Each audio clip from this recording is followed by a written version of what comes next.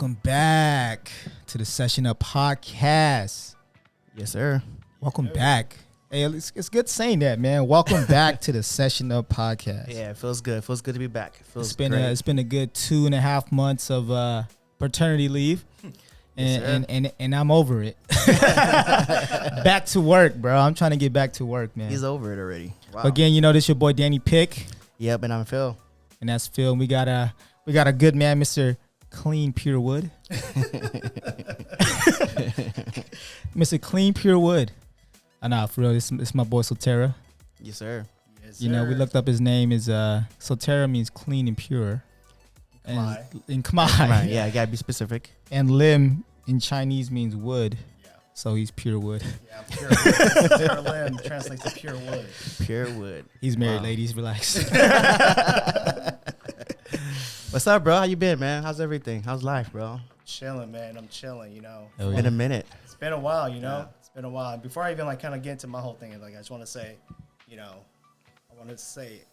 what you guys are doing for the Khmer community by providing this platform to provide stories and voices for our stories to be heard, especially Khmer stories. It's it's a beautiful thing, man. Facts. I'm very grateful to you guys for what you guys are doing for the Khmer community.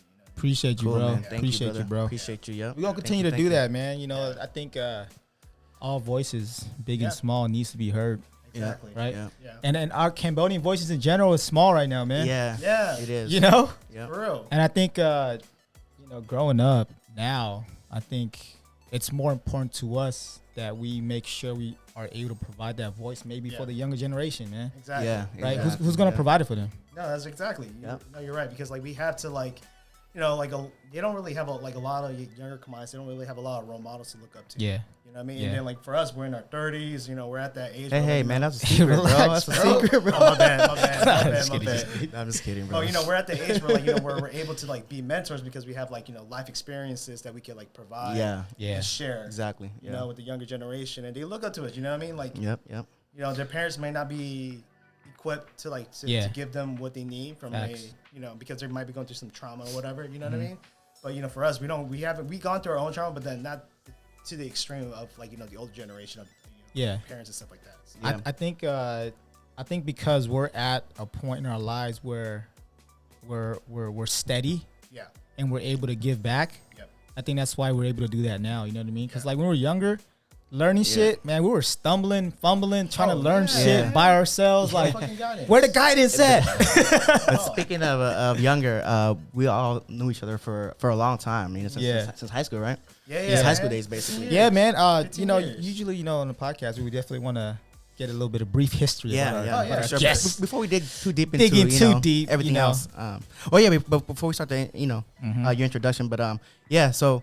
This guy here, he's the face, he's the mind, he's the curator. Guy. He's the guy, the curator behind Khmer Renaissance. Khmer Renaissance. I'm sure you guys have been seeing because I know you got some goosebumps hearing that Khmer Renaissance. Yeah. So this is the man himself. We got him on. We're gonna talk about that later, bro. But we'll get into I fucking love that shit, bro. Because thank you, bro. I'm all about. I love it. Shakespeare, the Renaissance man. Hey, Shakespeare. Jack of all trades. You know what I'm saying? Saying Khmer Renaissance, when I see it, it's like, damn, bro. Yeah. Why couldn't I think of that? Yeah, man. But bro, we, definitely let the people know, man. Just a little bit of history about yourself. Where you came from, where you from. No, I'm just kidding. But just a little brief history about who Sotheara is, man. Yeah, man. Who are you? So, I'm, born and raised in Cambodia town, Long Beach, East Side, specifically on Alamitos and 17. Represent. Been there my entire life. And, I feel like I lived through a very typical Cambodian American upbringing, you know what I mean? Yeah. So, my parents, they've obviously went through a lot of trauma, you know what I mean? My mom and my dad, they're in their 50s. So when they were experiencing the Khmer, they were very, very young. They were their teenage years, you know what I I mean? Yeah. So I think all our parents. Yeah, exactly. Almost, yeah. So my parents were fully grown, old adults already. My parents are old. Exactly. Yeah, my mom is pretty much your mom's age. Yeah. Your parents are a little bit younger. They party together, Dragon House probably. Probably, yeah. Probably had Dragon House drinking Hennessy. And facts. How we're drinking Hennessy. Yeah, I know. Hey, cheers to that. Cheers to that. Cheers to that. But they they've kind of gone through during their like development development years, they kind of like they experienced a lot of trauma, a lot of loss. Right. My dad lost all his siblings. You know what I mean? He's the only survivor. You know what I mean? Lost his dad. Yeah. My mom, she was like maybe like the third oldest. And, in like Khmer Asian families, there's like hierarchy. Yeah, there is. You know what I mean? There's hierarchy, especially within siblings. Yeah. So like for her, she was never groomed to be like the oldest to take care of everything for everybody to leave it on her. You know what I mean? So she was like the third oldest or the third youngest or whatever. Third oldest, and then her two older siblings passed away. So that forced her to become like take on this like different. Damn, thinking about that, that's kind of crazy, bro. That you brought that up because that's like true. Because like, yeah, man, you watch a lot of like I'm pretty sure like me, I watched a lot of Chinese movies when we were younger. A lot of Cambodian dub movies, and they talk about the hierarchy. It's kind of almost the same thing. Yeah. And I mean, to hear that, that's actually really that's a big stepping. Yeah. Like that's big shoes to fill, man. Yeah. Because you didn't learn any of it, and then you're going through all that bullshit, and how do you survive? How do you take it from there? Yeah. So they were exactly. So she was forced into it. Yeah. You know what I mean? She was never groomed into like being, the person that all her siblings look up to, providing like the moral support, the financial support. Yeah, for sure. And all that, So like she was forced into it, and like I think that really affected how she kind of the things that she had to do and the trauma that she had to deal with. You know what I mean? So So fast forward, they came to America. They obviously went to Kaohsiung, like most of my families. You know what I mean? They made their way to Long Beach. We got my family. They were we already have family members here in America prior to the Khmer Rouge. Okay. Yeah, so they were already here, and they were like, they were not Mian. So like, they were able to bring out like the entire so they were family. like shit, that's dope. Like that. Every single person in my family. You know what I mean? Not only like my immediate family, but like my distant family, my distant cousins. Dang, everybody? Everybody, bro. And I'm not sure y'all ever been to one of my family gatherings. I have a big I've been there, bro. Yeah, so I have a big family. I've been there. Close to the mic. Oh, sorry. Yeah. I've been there. Yeah, they have a big ass family. So like everybody in that family got sponsored by one person. Damn, really? And who's that? Wow. His I don't know his name. Just call him Da. Oh, okay. Okay. Let's call him pretty Da. much like the head of the household. Type deal. Yeah, I got you. But Man, he brought everybody over. Yeah, so they made their way over, and then my mom and my dad, and I'm talking about my parents because my parents really shaped who I am. Yeah. I mean, you are who you are because of them. Yeah. Exactly. Yeah. I got you. So that's kind of like where I'm starting my story. Yeah. And just to say, I know your mom. Yeah. And she's a great woman. Thank for you, sure. bro. Appreciate that. For sure. I mean, she took care of us when I was at his house a lot when we were Remember? younger. Yeah. She used to cook us food. We used to go out restaurants, why I know buy that? food. Yeah, everything. It's fun, man. Sleep in his living room floor and shit. It's fun. This fool Danny used to show up at my house at 7:00 in the morning while I was still asleep. I'm like, what the hell you doing over Scott, here? it's not Do sleep. you remember when I saved your apartment from burning down? Oh shit! Do you remember that? I remember that. I saved this guy's apartment from burning down. Yeah, what the fuck happened? And it's crazy because I was going to school for fire science to be a firefighter. Oh yeah, that's at right. that time. Yeah. And we were at his house chilling. Yeah. And his neighbor was like banging on our door, like, "Hey, there's smoke coming out the house next door." And we go outside. Which is his house? Which is his apartment. There's like a 4-unit apartment, right? 5-unit apartment. Yeah. So then, and it's upstairs and downstairs. So it's 1 unit, and they have an upstairs and a downstairs. So we go outside, and then like, okay, so we go outside and we see smoke coming out the top floor. Mm-hmm. I'm like, oh shit. So was it you that gave me Boosty to go up to the top floor window? Maybe. Yeah, so it gave me Boosty. I climbed up, I opened the window, I jumped in. It's fucking smoke everywhere, right? So I run downstairs and I go to the kitchen, and they left the pot on. The neighbors left the pot on, it was on fire. Yeah. And I turned that shit off, and then they called the cops. So you went into their neighbor's house? I went into the neighbor's house. No one was inside? Broke into but it. But his Nobody his mom was like, "Don't say you did that because they're gonna think you try to break into the house." Right. You remember that? And then the firefighters came, and then I opened up the door. All the smoke came out, and then the firefighters finally came, and I was like, "Oh, I already got it taken care of." And I was messing with them, right? And then after that, the cops came, whatever, and then his mom told me like, "Hey, don't say you did that because they're gonna think you try to break into the house." It's or so whatever. interesting you bring that up though, because like there, one of the topics I always think about is like, distrust within the Khmer community. Distrust in the Khmer community. And that's like the first reaction, my mom's first reaction, like, they're going to like accuse you. They're going to accuse you of stealing. The neighbor was Khmer too? Yeah, they're okay. They're all village. Okay, it was like a little Khmer village within my apartment, but that's crazy. I didn't think I can't remember. I didn't remember. I didn't know she said that. When I thought about it, I was like, damn, like, all right. I was like, whatever. I guess. We're young. I didn't care. Like, I just did it was just like a reaction, like, oh shit, let me get in there. You know what I mean? Exactly. So, that's wild. Oh man. Damn, man, this is bringing back memories. I know. About that shit. But anyways, back to you, bro. Back to you. So like, my parents, they came over here, and so like when my mom, she was like, when a lot of like Khmer people came to America, they lied about their age. Right. Yeah. You know what I mean? True. So they try to say that they're younger than they really are, so they could go to school and all that. And my mom, she was like really like around like 19 years old, but she was lying that she was like, I don't know, like 13, 14. Damn. Okay. Yeah, so that she could go to school. That's a huge age gap. Yeah. Yeah. So like, my mom went to school. She went to Milliken. Okay. She actually went to Milliken? Yeah, she went to Milliken. Yeah. She went to Milliken. And she met my dad. My dad over here, like, he's just like, just like what we were doing when we were young, and trying to holler at girls. And Yeah. So I didn't know you was gonna be here. Exactly. You know what I mean? But, he hollered at my mom, and like, they did their thing, and like, they had me out of wedlock. And, they had me out of wedlock, and like my mom was like, Wait, what's that? A wedlock?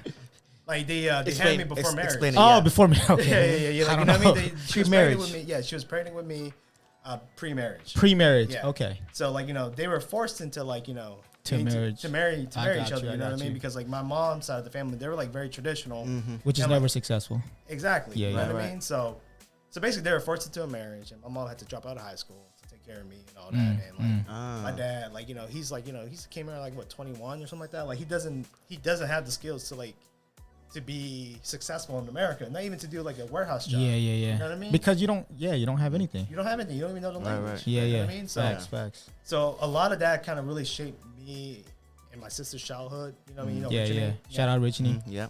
Queen Richie on Instagram. What up? Shout out Queen Richie, little sis. Yes, sir.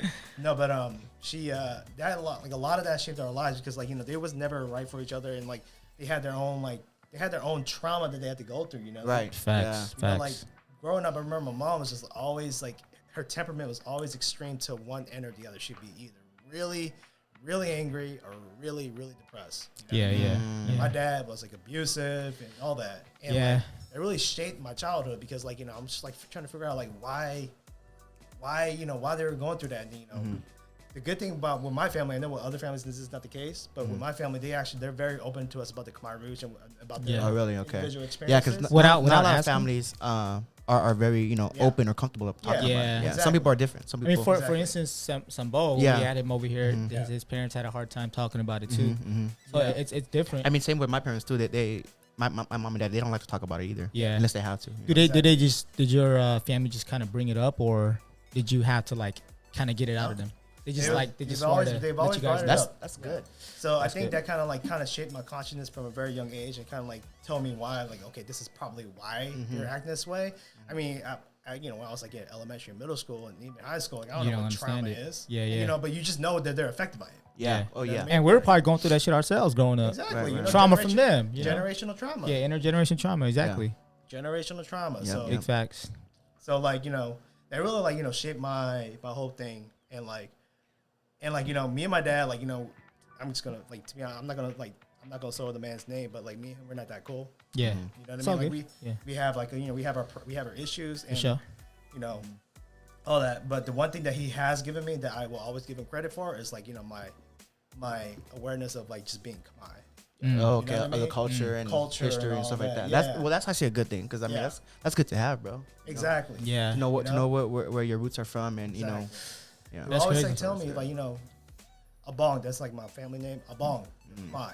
Yeah. Just remember that you're Khmer. You have you have like you come from a people survivors, like everybody survived the Khmer. Right. Warriors, all that. You know what I mean? Like typical like a lot. I feel like a lot of like older Khmer men have that Khmer pride. Yeah, for sure. You know what I mean? And just think about the pride that they have in Cambodia, being in their natural habitat and coming over to America how much that pride gets shot, bro. Yeah. You can't speak the language. Yep. You know, people are being racist probably towards you. Yeah. Your woman is probably getting taken over by these bad Americans, and you can't do nothing about it because you can't speak the language, right? So imagine like how much pride how much your pride gets shot, bro. Just like think about that, man. Yeah, no, that's interesting, bro.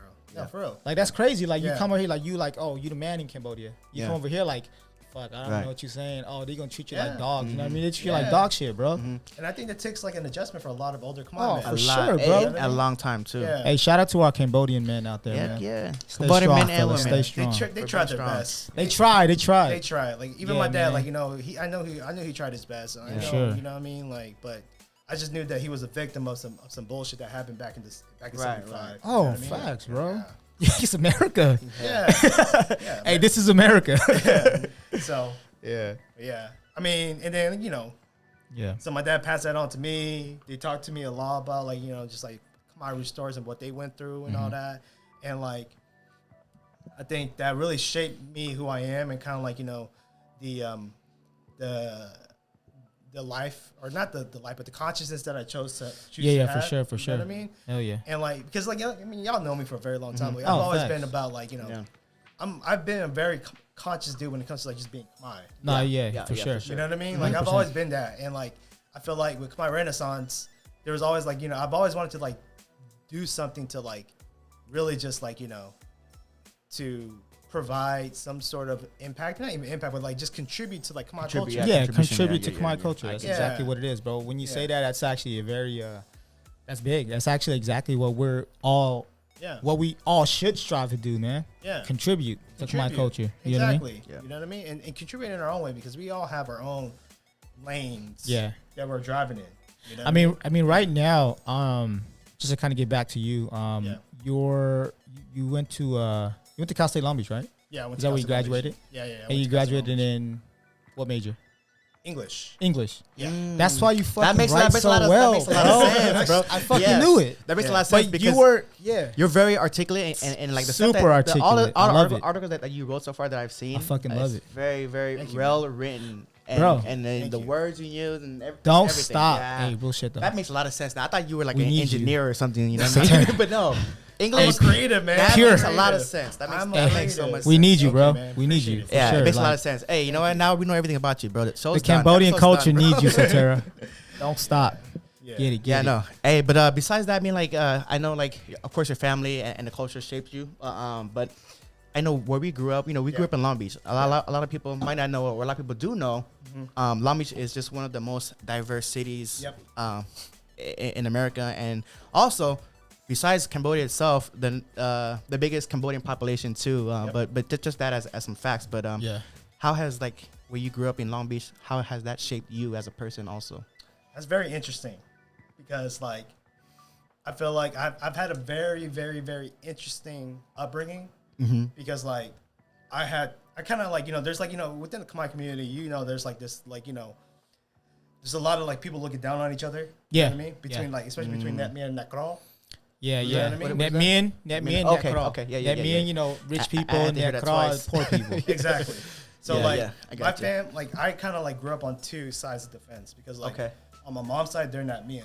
Okay. On my dad's side, they're not girl. Yeah. Okay. You know what I mean? Gotcha. So like, my mom's side, they own property, they own donut shops, they own like businesses, like you know what I mean. They own like multiple apartments, and like they're just like they don't like a lot of my family. They chilling. Yeah, they don't even live in Long Beach. Like they grew up in like San Diego, they grew up in like Lakewood, and they grew up in like all these areas that's not Long Beach. Like my family was the only family that was in Long Beach. You know what I mean? So I had to kind of like make my own way over here. And growing up in Long Beach as a kid too, I remember like anyone that lived in Lakewood, you were rich. Exactly. You know what I mean? Exactly. Yeah, I had like cousins, I had like cousins and stuff like that lived in Lakewood. Yeah. They're like, oh, they're rich. It's crazy that you bring that up, because when it comes down to like, I grew up poor. Yeah. So I didn't have to worry about the rich side, right? Yeah. Right. But you grew up with the rich side of your family, but you grew up in the east side of Long Beach. Yeah. So you kind of had it like, I'm pretty sure you saw what they had, but then you were going to what you had. It kind of made you think like, God damn, like, where am I at right now? What should I do? As a kid, you don't understand it, but later on in life, you start thinking about like, Damn. As a kid, you don't understand. There's a big I know gap. from my history, when I was a kid, I had like cousins that lived in Lakewood and they own a donut shop too. Like, every component owned a donut shop. But to me, I didn't know like what that meant. But I just knew like they were rich. They lived in a nice, big 4-bedroom house. And to me, I didn't understand. Like I'm like, how come we don't live in a big house like that? But I didn't understand. You know what I mean? And to me, I guess you can say it was maybe jealousy, but I don't think it was even jealousy. It was more like just not understanding. Like, you know, hey, everyone's situation is different, and it's just maybe it takes more time for other people, for our parents to kind of learn the culture or learn, you know, being American and maybe saving up money and stuff like that. It was harder for some people than the other, you know. So for me specifically, like they always like the rich side always looked down on me. Yeah. So they used to blame me and my sister for everything.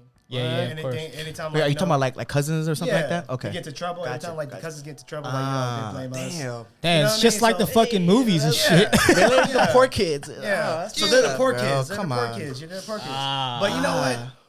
I am grateful for that experience because that experience really gave me my chip. Yeah, for sure. You know what I mean? Hell yeah. Like that shit really, like, you know, that shit really pushed me because, like, I was exposed to, like, you know, what life could be like. You know what I mean? Facts. And I saw that these people that were my family, and, you know, they were like, you know, they'll, like, you know, throw little jabs at me. Yeah. You know what I'm saying? Like, they throw little jabs at me, and I'm like, you know what? I'm about to do it, but I'm about to do it by myself. Yeah, exactly. You know what I mean? Just know that, I mean, if anybody's out there listening, man, like, you know, if you grew up poor. And you got, you know, people just like you that's rich out here. I mean, you can get it the same way they did. You know what I mean? Yeah. Exactly. So at the end of the day, I mean, like when we were younger, I mean, I was thinking the same thing, bro. Yeah. When we grew up in the hood. We grew up like in alleyways, dirty alleys, fucking up. walking down streets and stuff, crackheads all over the place. Like it's a normal thing, right? Hearing but we go out, we hearing gunshots, we go out, we go different places. We're like, oh shit, life don't gotta be like this. No, life gotta be. Life could be different. You know what I mean? For like, you know, for us in high school, like, you know, a lot of times we used to go to a lot of house parties. Yeah. And we did. You know, went to like these like really nice ass homes. Remember? We used to go party back like then, Lakewood and stuff. we're like, oh shit, like damn, it's a big nice house. You know? Oh, they got rooms. Yeah. Oh, they got more than 2 rooms. They got more than 1 bedroom. Exactly. Wait, you have your own bedroom? There's no like bed in the I living know. room? Hey, you got your own bedroom? You got your own bed? Damn. You don't sleep on the floor in the living room like I do? You guys don't share 3 people in one? Damn. So I think that kind of like, you know, that really showed us, okay, there's a life outside of Cambodia town. Yeah. Oh, You know what I facts, mean? bro. So Facts. But I think the way that we grew up, you know, kind of being poor and stuff like that, I think it keeps us humble. yes. And it also teaches us to work harder to get to where you want to be. Oh, you know what I mean? facts. So, 'cause I mean, let's say you were born into a rich family from just what I've seen, but no knock on anyone that grew up rich, but it's just like I think they don't have that same sense of urgency or that you know that 100% commitment to whatever it is their goals are. You know what I mean? And so I think, you know, hey, there's nothing wrong with it, but it's just it's a different type of thing. Yeah. Well, grow up. So. Besides gangbanging, Gangbanging. hey, besides gangbanging, is there anything that you regret not doing growing up? Not doing growing up. Like while we were kids in the East Side, you know, doing whatever the hell we were doing, living in autopilot, all kinds of shit. bullshit. Is there anything you regret not doing? I mean, y'all already know me, bro. Like I was like, even though we was around, we was all hanging out and we was all around, like, you know, the bullshit. Like me specifically, I've never gotten involved in it. I was like very square, very straight edge. You know what I mean? Yeah. And like, so for me, I don't regret anything. Yeah. Because, like, you know, everything. I like I'm that. very satisfied with where I'm at right now. You know what I mean? Because Like, if I do regret something, then there's something wrong with my life right now, and I can't see there's anything wrong with my And life. you're gonna dwell on it for Yeah. forever. Exactly. So I think everything happens for a reason. So It does, as long as you're happy now, that means you made all the right decisions in the past. Because you want to be happy right now. Yeah, you remember that one time you got bucked and you put a hole in the wall in the church? Oh my god! Yeah, dude, I don't even know what going buck means. Hey, just in case y'all youngins don't know, you know, back then, Might not know. my boy Sotheara used to get bucked. You know what I mean? Crump. Yeah. Crump. Shout out Team Flow. Shout out Team Flow, man. Shout out Team Flow. When we were younger, you know, we used to go to the Hey, church. what did they call you? I was I had a couple names. So Yeah. Okay. I was Gutter Graphics. I was under Gutter Gutter Graphics. Gutter Graphics, and then I was also under Jimmy. Yeah, so Schoolboy. Yep. Soldier Schoolboy. School. Yeah, that's the homie. But hey, I remember this fucking crazy Schoolboy. ass battle, bro. I was over there at the church, and Sotheara's over here just getting bucked like crazy, and he fucking punch a hole in the wall, He bro. punched it or kicked it? No, he was he hit it with his bare did he headbutt with his it? bare hands. Oh he yeah, hit with it bare hands. Nah, he was out there like, bro. It's the thing is though. I was getting put on. He was getting put on, but the thing is though, like, so you just went hard, yeah. extra hard. What people don't understand though, with like crumping, if you're not putting your soul, and you're not passionate about it, it doesn't come out cool. That's why I couldn't do it. I couldn't. I tried. Smooth, I tried. I was trying to be all cool and so shit. You're basically saying you're not a passionate guy. Not when it comes to crumping, because I'm over here trying to be cool and shit, right? Trying to be too smooth. But Sotheara, when he goes off, like you can see the passion, bro. Like he's letting out his. That was his. That was his like. I mean, to me, from what I saw, that was his like his way to get out his energy. You know what I mean? Yeah. Like what do you call it? The way to get out your aggression. You know what I mean? I think so, man. Because like I felt, bro, you black out every time you go. Yeah, I know. You do. Nowadays I'm all right, okay, real talk. Me and Ray still get off. Yeah, shit, you still get off. We still true. Hey, can we get a video for the podcast? Send me some clips. You guys want to send you a video? We gonna need a clip. I'll put it in the middle of the episode. Embarrassing. We gonna need a clip. But like, I'm a lot more in control now. I'm a lot more in control now. But But back then, like I used to black out, like like Danny was saying, just go all in, huh? But I think a lot of it had to do with I carried a lot of that Khmer shit with them. A lot of anger, right? It was a way for you to relieve all of your maybe like stress, anger from dancing, right? I mean, a lot of people exactly. And you probably didn't know you were doing that, but you were probably like, when you got in, you were just like, fuck this, like this is my time to just release everything right now. Yeah. But that's how you can see like the energy is there though when you have more to release. You know what I mean? Oh, that's crazy. If you got nothing on your mind and you're just going there just to dance, you can tell. Like all I cared about was gambling and shit. You can see the difference, bro. Yeah. And anything you do, if you're not passionate about it, you can tell. You can always see. It's facts, bro. Yeah. So I used to crump.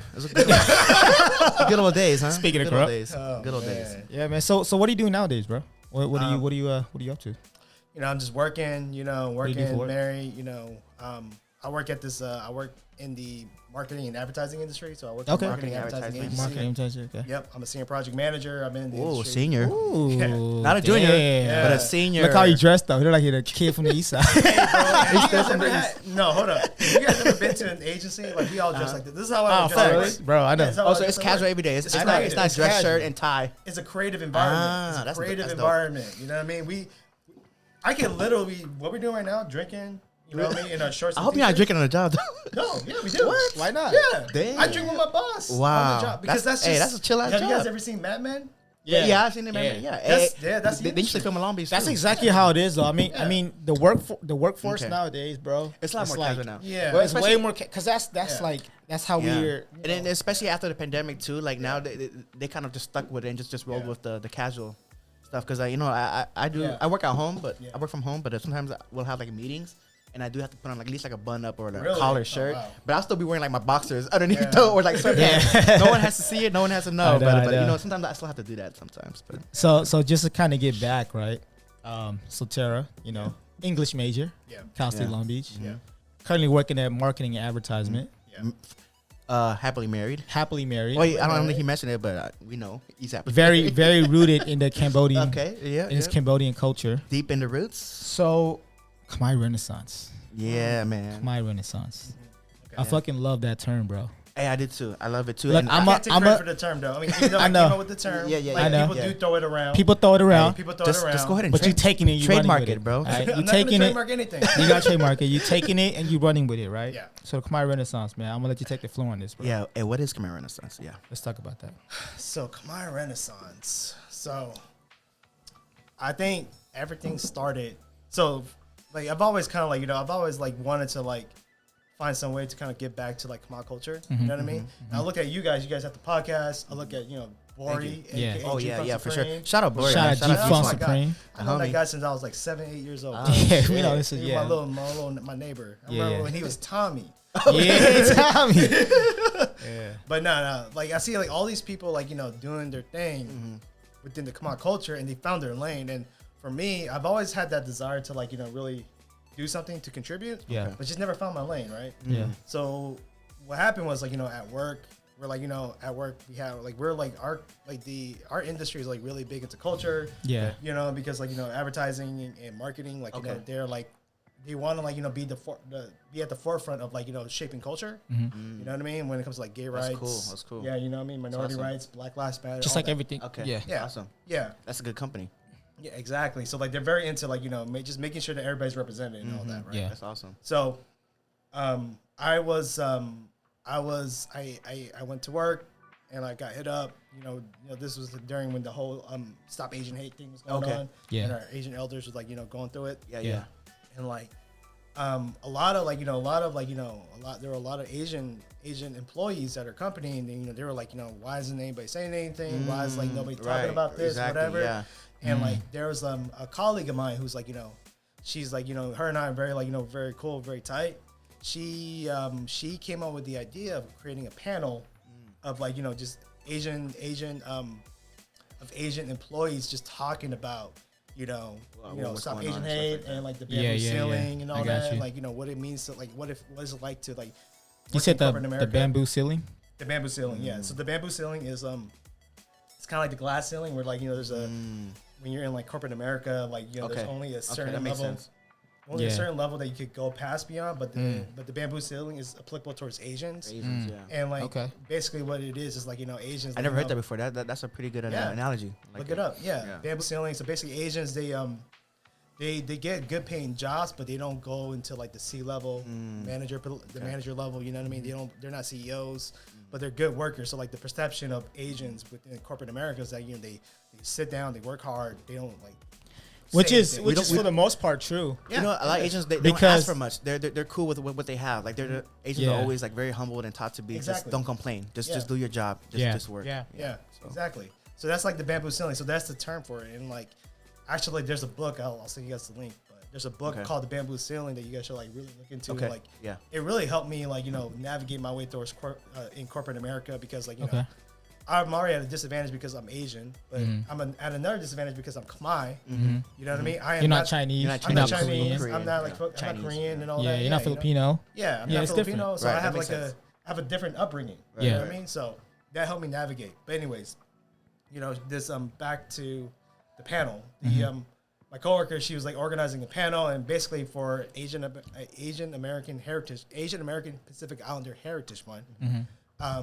They're about to pretty much have an entire day dedicated to like just learning and like learning and like not doing any work and just focusing on Asian American. Wow, that's awesome. History. Damn, that's crazy. Yeah. So we had a day. Yeah, so we had like a 2-hour panel, and like we were already meeting anyway to like talk about Asian hate and like how we felt about it, and like, just like kind of like have a space for us to like talk to each other, like to confide within our coworkers and our colleagues, and we were already having this momentum to like to have this day, and then my colleague, she was like let's have this day, do you want to be a part of it? And me, I'm loud. I talk like it's like I'm trying to get on. Yeah, I'm trying to get on, like because like in my head I'm thinking like nobody talks about being Khmer. Right. Let alone a lot of people don't even know what Khmer or Cambodian is. Exactly. A lot of people don't know. Let alone in corporate America. So especially. You could say like right now when you go work,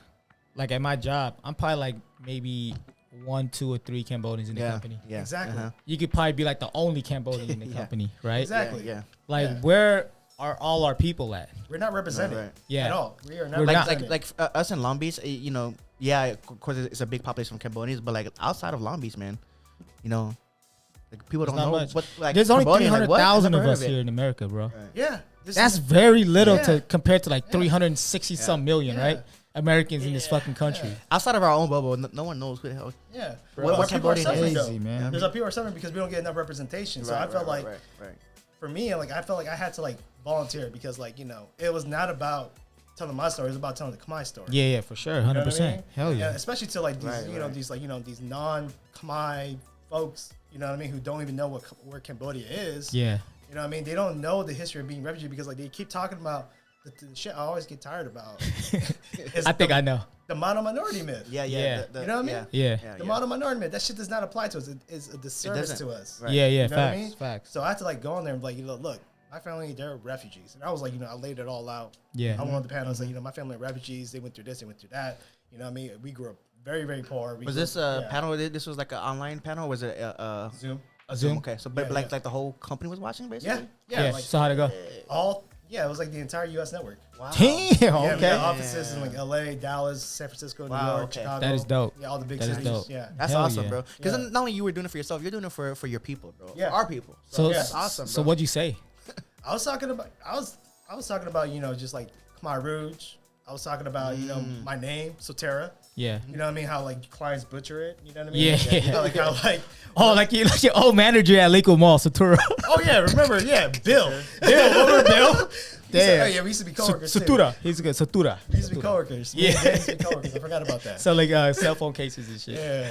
But no, like I was like, just things that I went through as a Cambodian person, and I was talking about like how like Cambodians are not represented in like the media, and like they keep talking about this model minority myth that does not apply to us whatsoever. Yep. And like it just like people think when we're in corporate America, us as Khmers, they don't see us as Khmers, they see us as Asians. As Asians. Yeah, it's Asian. So when they see us Asian, they think like, oh yeah, they come from a they're all the privilege. same. Oh, Yeah, all the they're same. and they're Chinese. They're all rich. Exactly. They're all Chinese. They all got money. Oh yeah, Or they're smart. They're all good at math.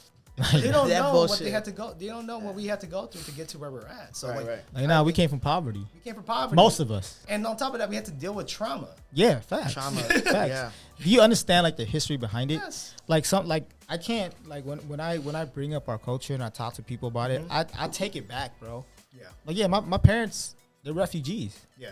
You know what I mean? My country had a fucking genocide. Yeah. Like I'll talk about those type of things just to let them know, just kind of let them know, like, hey, this is what it is. You know what I mean? Yeah. This is my people. Yeah. This is the Cambodian people. Because like when you think about Cambodians, you think like, oh, the ghetto Asians. Yeah. Yeah. You know? Yeah, I fucking hate that. So that's the stereotype of Cambodians. The ones that actually do know about Cambodians, we're considered the ghetto Asians or the black versions of the Asians. Yeah. From what I've But heard. we're so more than we're so much more right. than that. Exactly. Yeah.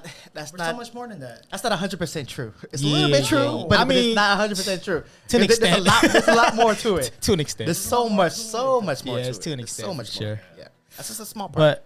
But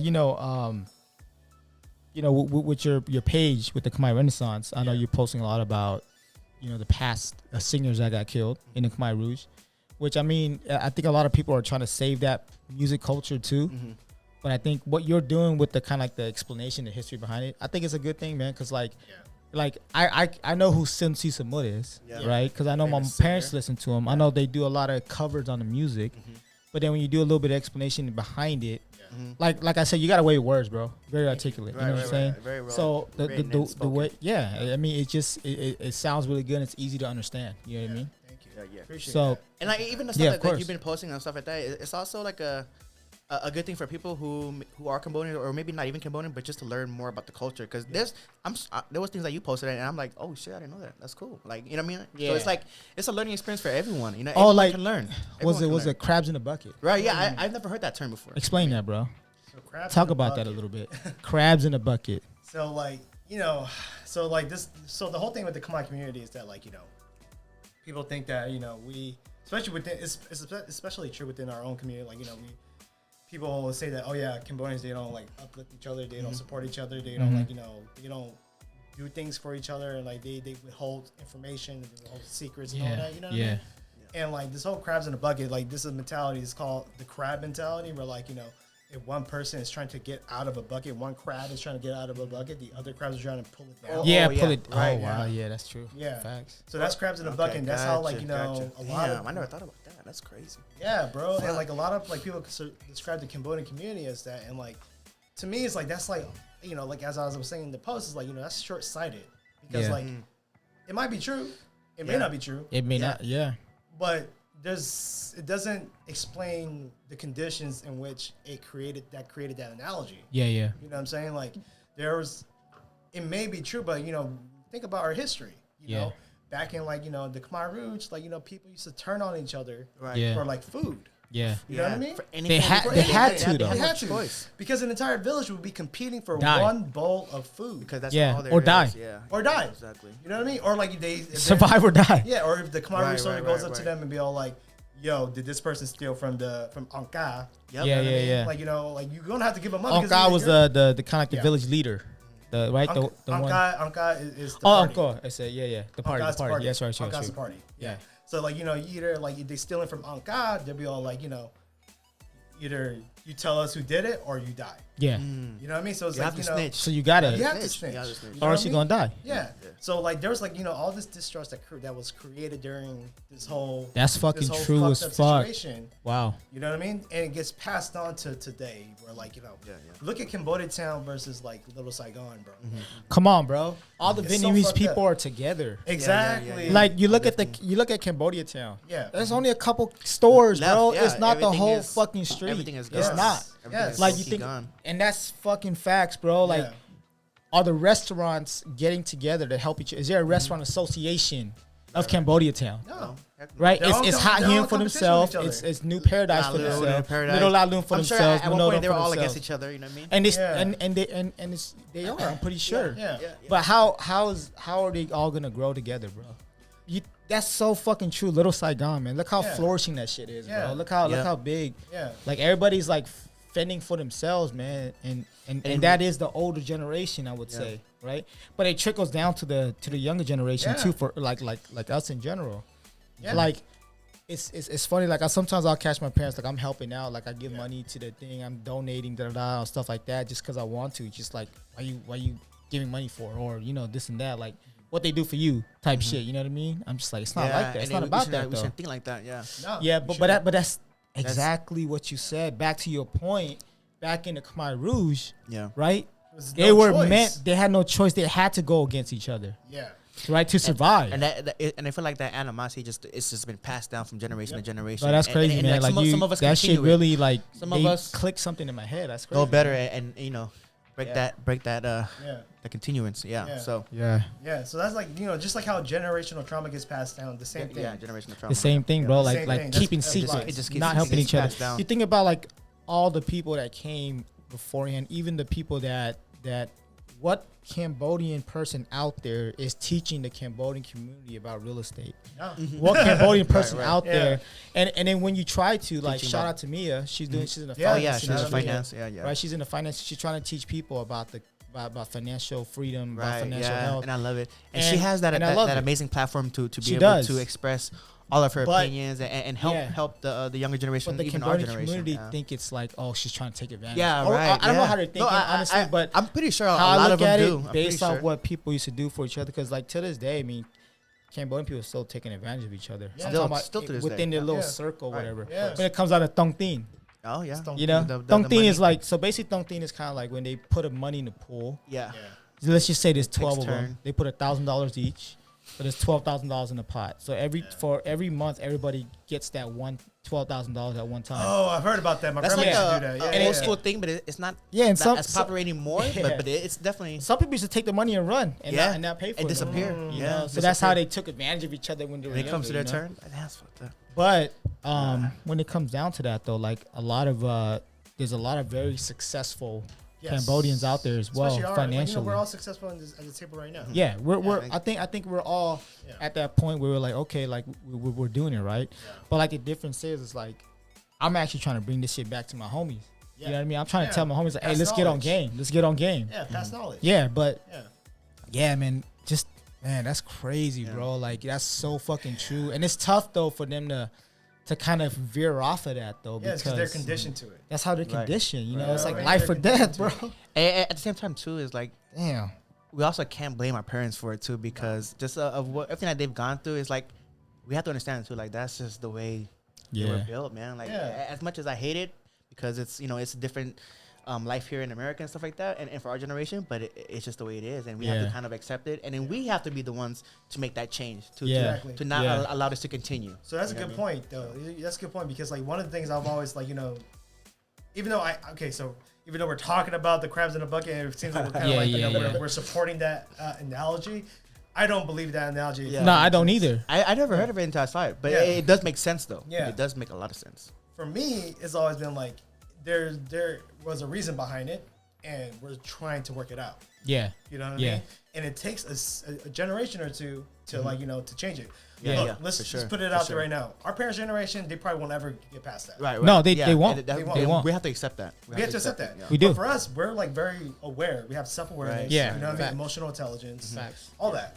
So like, for us, like, the fact that we're talking about this and we're like talking about this sort of like phenomenon about like crabs in a bucket within the Khmer community. It's like, it's already like, okay, it's there. How can we get past it? What can we do to like, to be different this time around? Because like there's things that gets passed down from generation to generation, but that fucking curse stops with us. When you talk about crabs in a bucket, it reminds me of growing up when we had friends that became gangsters that joined the gang, and there was us that when we talked about earlier, gangbanging skipped our generation. Right. So you think about it now, it's like instead of joining forces, everybody had their different gangs. They were going against each other, right? Right. And it was Cambodian crime. Right. And then you have, the OGs that's bringing down the younger generation, teaching them all, this and that, and bringing them down even more, right? I mean, we got homies that's locked up right now for shit, maybe for life, that they shouldn't even been doing if they had the proper guidance. Right. And it's talking about homies that we grew up with, right? Right. Motherfuckers locked up for life. The exact same upbringing too. The same exact upbringing, but they joined the hood. It's just we went different paths. They went through something. They had to put themselves in that situation for the hood, but the hood didn't have their back. Right? So that's why not the person that committed the crime step up and say, hey, it was me, let my homie go. If that's some real hood shit, right? Yeah, you can't snitch. You can't snitch, but if you know you can't snitch, you don't say nothing. But the motherfucker that did it should step up and take his place.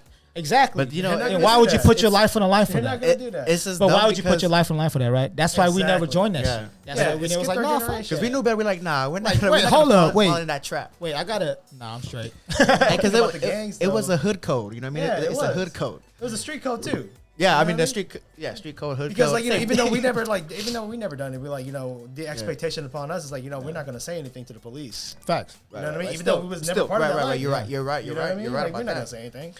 That is facts. Even with Khmer Renaissance right now being a very infant stage. Yes. Like literally just when did you start? But it's moving fast though. I like it. Yeah. I see. When did you start? Just like not even that long. Couple months. 3 months. About like a month and a half, 2 months. Month and a half. That's it. Yeah, you're right. So the thing is, and I see it moving, bro. So congrats on that. So the thing with Khmer Renaissance, when I was like bringing the bird, I was trying to find my lane to contribute to like Khmer culture. So I think you found your lane though for sure. I found my lane. I definitely see it already. Yeah. You know what I mean? And my lane was like 3 things. My love for writing, which is like therapeutic for me. Okay. My love for marketing. Social media, which is like which pays my bills and supports me. Makes sense. You know what I mean? Yep. And my love for Khmer culture, which is like it's for my soul. Damn. You know what I mean? Okay. So like those 3 things, I just put it together. You know what I mean? Like I'm in marketing, I'm a writer, and I love Khmer culture and I love being Khmer. Yeah. I love all that. That's perfect. Know what I mean? Yeah. And so I just put it all together and like knowing the things that I knew about marketing and like the things that I've learned in the past like 7 years, 8 years, however long I've been in marketing now. Yeah. And just like applying it to like Khmer Renaissance and utilizing like my knack for writing and my knack for my Khmer culture. Yeah, you for know sure. what I mean? So put that together and like boom. People are like is the one thing I'm very surprised about is that like it's resonating with a lot of people. Yeah. Yeah, because it's something that I think people in our generation right now, I think that's the most aware about our culture. Yeah. Because like people at our age right now, just say 30 plus, right? Yeah. We're in that phase where it's like, oh shit, like we got to be able to talk about our culture because our culture might be dying out. Exactly. Right. You know? Yeah. We feel like, oh shit, it could be if we don't take responsibility for it. Right? Yeah. Exactly. So somebody got to, like, we're not going to be out there trying to make music. We're not going to be out there trying to write stuff. Because there's people that's out there doing it though. You know, there's people out there doing clothing lines. There's people out there doing other stuff. You know, like, and it's cool. And I hope they keep continuing to do that. You know what I mean? Yeah. So, cause like we got to figure out, how we can contribute to the culture. Yeah. And just fucking do it. Yeah, exactly. You know what I mean? And for me, like I've always had like for me, I've always done like independent research. Because I'm an academic by heart. For sure, man. Okay, yeah. You know what I mean? Like I'm an academic by heart. So yeah, you went to Wilson, yeah. I went to what does that mean, bro? Go Bruins. He didn't go to Poly. He had more time studying and shit. You know what I mean? No, but I'm an academic by heart. So like I do a lot of independent research on just like Khmer culture and like obviously that had to do with a lot of my dad and like just instilling that in me. So I watch documentaries, I read scholarly art journal articles on like just like different things about the Khmer community and all that. And like, and where do you find that? Oh, dude, so like all you gotta do is just like put in a topic and just put scholarly journal. That's it. Damn. Okay. You can find it. See, that's the type of shit that I'm not aware of, bro. Like people, our people got to be aware of that, bro. Is there like a, you know how in like Chinese movies you can go to a library, there's fucking scrolls and shit. You can open it. You heard about Sun Tzu's Art of War and shit. Yeah, yeah. Like there got to be something for Cambodians, man. Like, well, I mean, archives is something we can go in and look at. The thing is, like, so like during the Khmer Rouge, they destroyed all that shit. I know. They destroyed all. But somebody's got to be out there like trying to put it back together. Yeah, there is. I'm sure there is. Yeah, I'm sure there but is. not a lot of Where them. they at, A lot of them got killed off.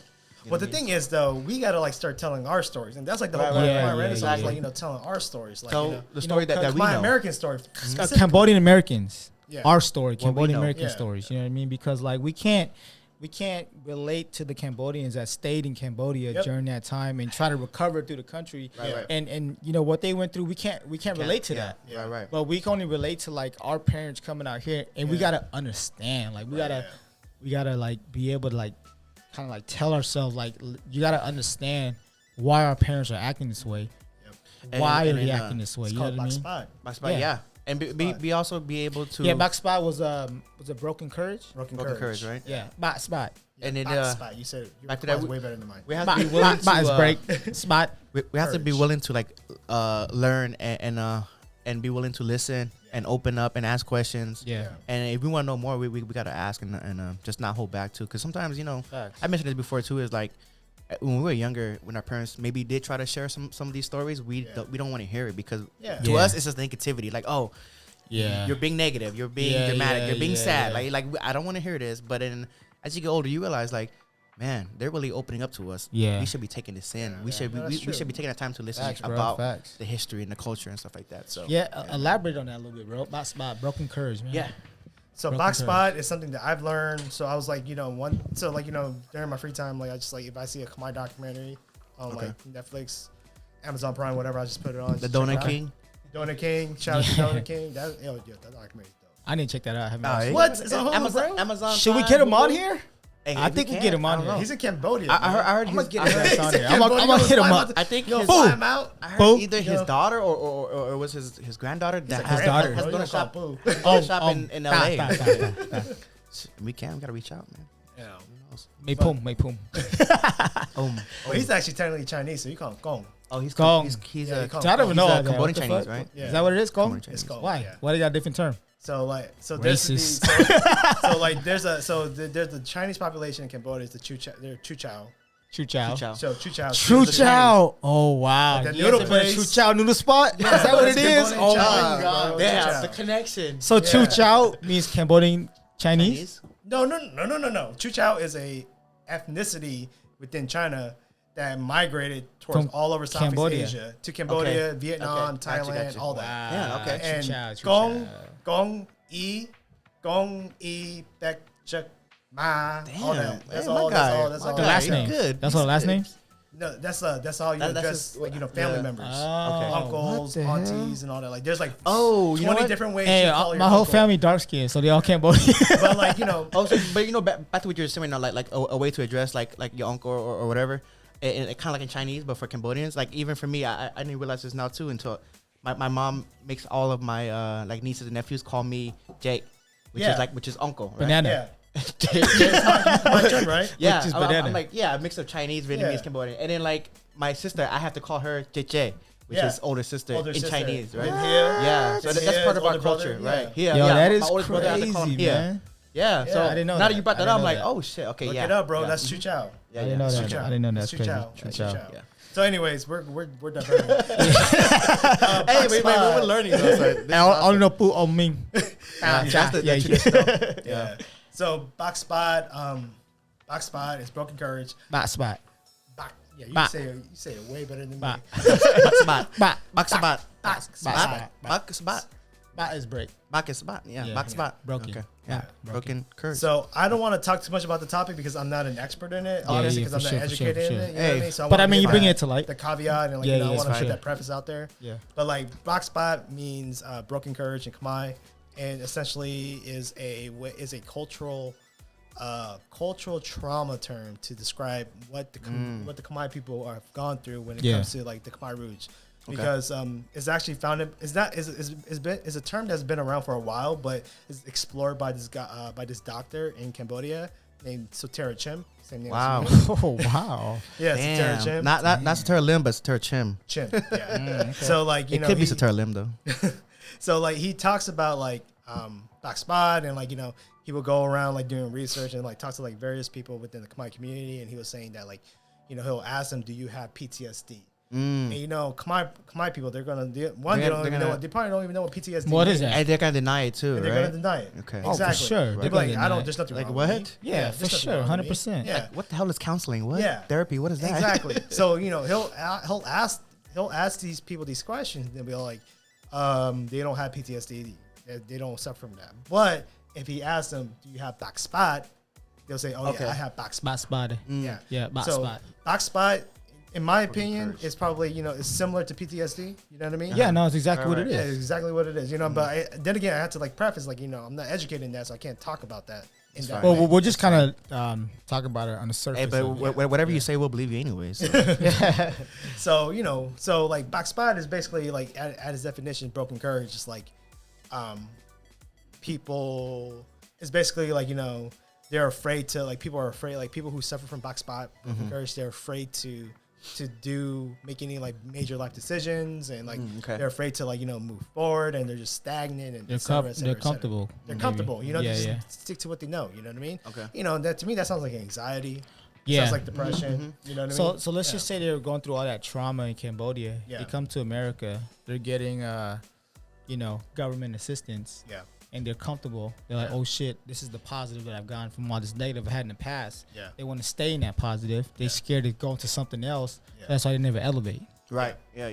Right? I think so. I think that's like I feel like a lot of people in our parents' generation and our uncles and aunties' generation, they suffer from black spot. And I feel like a lot of people in our generation suffer from it too. Yeah, no, 100%. You know what I mean? Like it got passed down to them, and like that back to the generational trauma. So like there's the box spot that they're suffering from, the crabs in the bucket analogy that they suffer from. You know what I mean? So it's just it's a perfect storm for like for a community being stagnant. Yeah. You know what I mean? And for people in our culture, in the Cambodian culture and specifically, it's for us to like to kind of like veer off of that, just kind of like like flourish from that. I think it's big, man. Yeah, like people got to give themselves like a little pat on the back, man, because now like you think about like all the shit that we went through with no help or no guidance, and for us to come to a self-realization. Right. It's not like somebody came with a study like, hey, you know what, your family's going through this and you're going through that. The reason why you're going through that is because of this. Right? Exactly. It's like we're pretty much having a conversation talking about it, and we're like, oh shit, damn, that's true, damn, that's right. We have our own therapy session. And everybody should start doing that more, man, because like you think about it, man, like with us right now, a lot of us like kind of still stuck into that too, man, because like you think you're like you're good at something you do, but you're scared to take it to the next step because you don't think you're worthy of it, right? Because we probably never were in the past. That's how we felt. Right, because our parents never had high positions in different companies. How the hell are we gonna get to? Right, all that because like even with the mono minority myth, like we feel like a lot of people feel like a lot of Khmers, they probably feel like I have to live up to this mono minority myth. Yeah, you know what I mean? Because I'm Asian. Work hard. I have to like I'm not falling into that, so they get discouraged and they don't want to like do anything. And, like, they just like they get stuck in a cycle or whatever. You know what I mean? And like we like this mono minority myth. That's one of the reasons why I hate it is because it creates this unrealistic expectations for our people. Yeah. And also a bad stereotype too. It's a bad stereotype in general. Right. Yeah. It's like it doesn't matter what you're doing right now. You could be working at a warehouse. Yeah. You could be working in an office. You could be working in a mortgage company, marketing, advertising company, right? Don't be content with that position. No. Try to go for that higher level. Try to go for that lateral position. You know what I mean? Yeah. But a lot of people won't do that though because they feel like, oh nah, I'm here already. I don't think I can get to that level because we're not used to seeing people in our color, people our race in that position, right? Exactly. So you're like, oh shit, I can never do that. Yeah. Because like even when it comes down to like let's say like work or let's say even like school, like let's just say like, oh, nobody from my family graduated college, so it doesn't matter if I do or not. You know what I mean? Or like if none of my families are a CEO, I don't need to be a CEO. None of my family were CEOs or whatever. You know, like so that just becomes like a stigma, and it just continues on for some people. Facts. You know what I mean? So yeah. So it's you know, if growing up with me, if I knew it was more about like, oh, education, going to school, getting a degree, blah, blah, and stuff. But that was never even talked to me about. Right. Ever when I was going through school. Yeah, right. Not from a counselor, not from a teacher, not from my parents, not from my family, nobody. Yeah. So why would I ever think about it? Exactly. Right? Right. So, well, like a lot of Khmers, like, you know, so when they come to America, like they have this survival mentality. yeah. Right. You know what I mean? Which they carry on. So like, you know, when they go to school. Mode. Yeah, when they survival mode, you know what I mean? They think they live day to day, and that was box spot is like, you know, that's also a condition of box spot. Yeah, is that like, you know, they live day to day, and like, you know, when kids when they graduate high school, they're not gonna put their kids through college. Like, you know, you graduate high school, go to work, go make money, go make some money. We need to go make some money, to pay rent. We need to put food on the table. Yeah, you know what I mean. And like, so I think our kids now with the new generation, hopefully, you know. Yeah.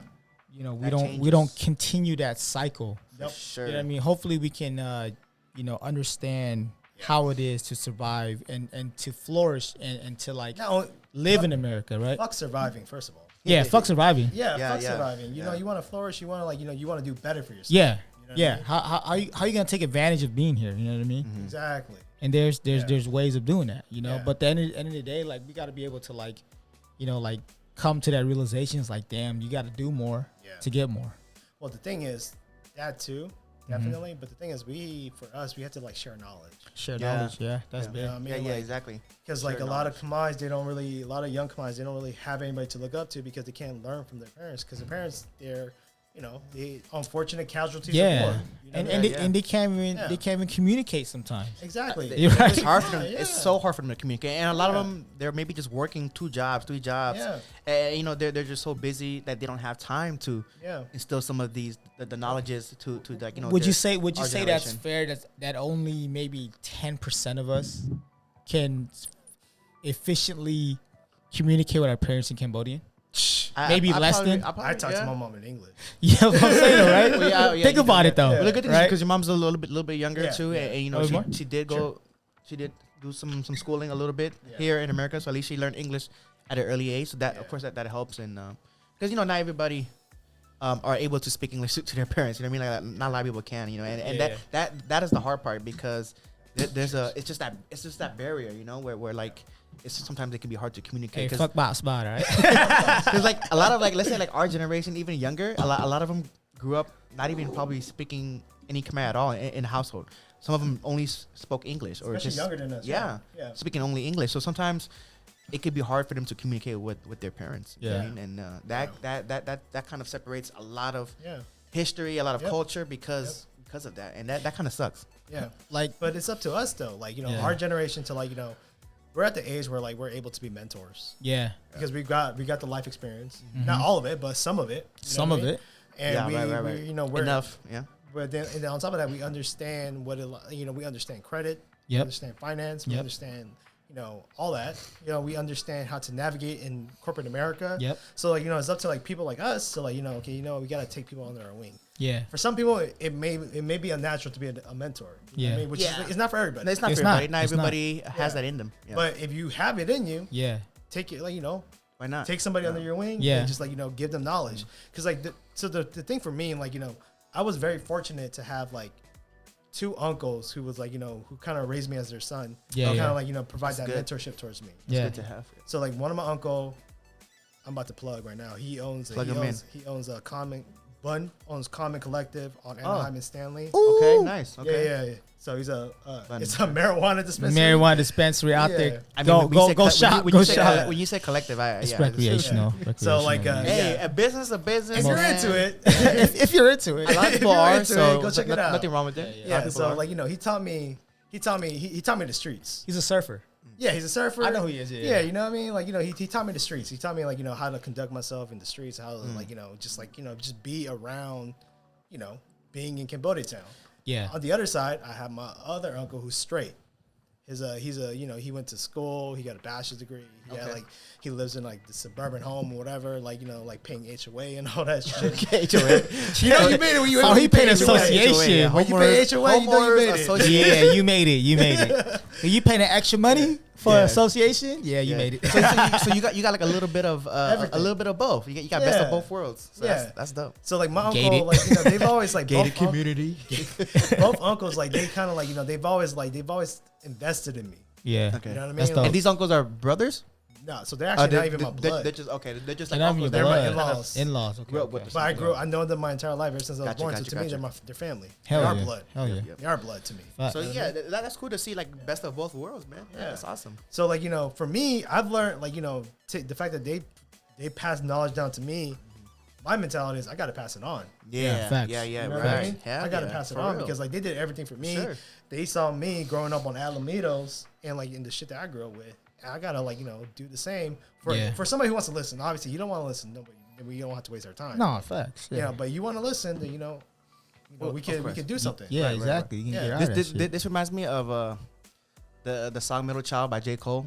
He kind of talks about his story is being a rapper, but he's talking about he came into the rap game after like the generation of like Jay-Z and Kanye and stuff like that, and then he's like in the middle, and then now there's like the mumble rappers, the younger rappers, and he's trying to teach the new generation from what he learned from the generation before him and stuff like that. So kind of like what you were just saying, like your uncle's teaching you all those different things, and now you're trying to teach the younger generation. So I kind of that just kind of comes together to me. Like right now, I think support within the community is big. Yeah, I think so. Yeah, for sure. But don't you guys think there's a lack of support in the community right now? Yeah. Depends on where you go. Yeah. It's there if you find it. If you like, obviously, things that are happening within social media, like, there is that support there. Yeah. Mm-hmm. But, if you go to people who still on the east side life, the east side mentality, then you're not going to find it. Just maybe there's not a lack of maybe a lack of exposure. Yeah. I think so. Exposure, for sure. Yeah. You gotta have mentors in this life, bro. Like you gotta have somebody to like kind of guide you. Right. Like you got to know, right? Like we understand ourselves more than anybody else. Yeah. Like if I saw another Cambodian guy trying to make it in here, like with me, like where I'm at right now, what I'm doing with work and the position I'm in right now, like I got a lot of homies that I'm trying to bring on. I'm trying to bring my own people on. Yeah. I'm trying to bring the Cambodian guys into this shit because you know why? Because they grew up the same way I did. Yeah. I know what kind of work ethic they have. I know what kind of mentality they're gonna have, right? So if they're gonna be able to come in, they're gonna be able to excel. Yeah. Right? Yeah. And that's why you try to bring those same guys up here with you, because at the end of the day, it's like, you know what? Because we weren't exposed to this shit, bro. Right. You know what I mean? We got like, hey, here's here's all the books you need for your book report, and here's some books. There's some books. Yeah. Right? Yeah. It's not gonna help in your book report, but it's book stuff. Yeah. Right? So who's gonna get the A and who's gonna get the F? Who gets the guidance? Who gets the guidance? The right material for his book report. Yeah. But we over here getting all this other shit that has nothing to do with us, that doesn't elevate our lives, that doesn't do anything for us. But that's what's given to us, right? Well, the thing is that what you're describing right there is resilience, bro. Like we, I talk about this a lot on Khmer Renaissance, like resilience. Like the thing about Khmer people is that like the one quality that we all have. We're all children of survivors. Every single one of us. Yeah. Children of survivors. Your mom survived. Yeah, right, your mom survived. Yeah. My mom survived. Facts.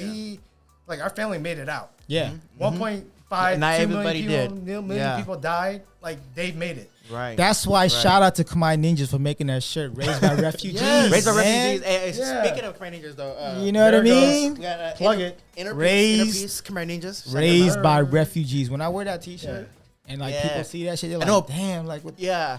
Bro, every time I do wear it too, people are like, damn, that's tight, that's dope. But a lot of people can't. A lot of people can't relate to that though, because we're actually raised by refugees, man. Right. Yeah, not everyone's raised by refugees. So like we have that resilience in us. Like not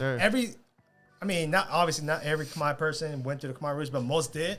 Yeah. We all have that resiliency in us. So to me, my mentality is like, I have no other choice but to like, pursue my dreams, pursue my goals, and like try to make it out the mud. You know what I mean? Yep. Like this is like this like in my head, if I take what the opportunities I have here in America for granted, then I'll be throwing everything that my family did in Cambodia away. Yeah, facts. You know what I mean? Absolutely. The surviving, the running to the border, going to the refugee camp, working in the sweatshops. Every single thing that they did. Didn't step on a landmine. Running through the landmines, bro. That's like didn't step on a landmine. Crazy, bro. Bombs dropping. No, that's facts. Like, hunger. We have torture. No choice. Everything to me, I have no choice but to pursue my dreams and to succeed and to work hard and break that cycle. Break that cycle. But break that cycle. But at the same time, you know when they say, you read a lot of things online and you see a lot of motivational stuff and people talk about, the position you're at in life right now. Look at the 5 people you're with, and you're the 6th person, whatever the fuck that means, right? Yeah. Like, I get it. That makes a lot of sense. You want to be around those people that pushes you up, right? Right. But if those people didn't come the same way you came, it's kind of hard to leave people behind because people are not getting the proper guidance. Right. Yeah. Yep. You know what I'm saying? So you can't really leave people behind. I mean, you can at least try. Well, I'm not saying put all your 100% effort and try to fucking turn somebody's life around. They ain't listening. But you can't change somebody. Right. You can't change somebody. Hand them pieces but of knowledge. give them some pieces of knowledge. Yeah. Plant that seed. Try to help. It's not saying you don't just give up on everybody. You know what I mean? Because at the end of the day, like I say, bro, we all we got. Seriously. There's no research for Khmers. Nah, there's nothing. Yeah. There's nothing. They don't know how to handle us. That's why they just threw us in the ghetto. Yeah. That's why we got That's true, man. Yeah. We gotta start a renaissance. Yeah. A Khmer Renaissance. Khmer Renaissance. Yeah, man. So, for real, man. Like, what are asking both of you guys? What are some other like negative stereotypes for Cambodians? Like, what things have you guys heard? Like, just in general, what other bad stereotypes? I mean, the whole ghetto, the blacks of Asia. Yeah, but I don't think the stereotypes really bother me, man. Yeah, I don't think they ever really did take too. it and run with it, bro. Yeah, it's like it's funny. Sometimes it can be a compliment. I'm like, oh, that's thank you. It's like motivation, right? Yeah, it's like motivation to me. It's like, okay, it depends on how you look at it too, because it could be a stereotype, it could be negative, but if you allow it to be negative, but it's gonna be negative. You know what I mean? Yeah. But if you look at it in a positive way, then it won't mean nothing to you. It really depends where we grew up, right? Because you look at America right now. Yeah. Like, again, we have a lot of race. There's a lot of different cultures, a lot of different people, right? Like, the media will try to portray something that's showing that the people are divided. Right. But in reality, if you look at your current situation, the people are not divided, right? But they create a vision of division, right? But with us, when I'm around with my people, if I plug off social media, I turn off the TV, do all that stuff, man, my black homies, we homies. Yeah. My white homies, we homies. Yeah, exactly. My Asian homies, we all homies, Mexican right? homies. My Mexican homies, we all family. We all but minorities. you turn on the TV, you turn on something that's like, oh shit, black and white crime.